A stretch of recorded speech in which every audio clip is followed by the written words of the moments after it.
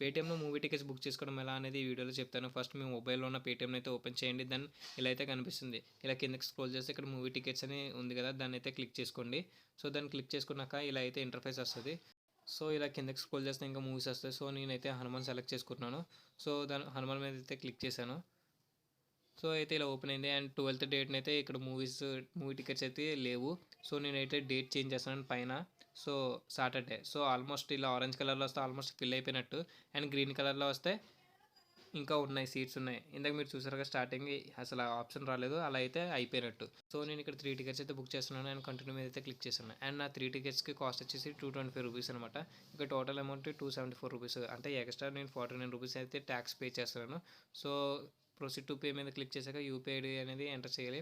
నేను ఎంటర్ చేశాక ఇలా అయితే వస్తుంది బుకింగ్ కన్ఫర్మ్. ఇలా వచ్చాక అయితే ఒక స్క్రీన్ షాట్ తీసుకున్నాను. కిందకి స్క్రోల్ చేస్తే సేవ్ టికెట్స్ అని వస్తుంది. దాన్ని అయితే క్లిక్ చేసుకోండి. అలాగే వీడియోని లైక్ చేసుకోండి.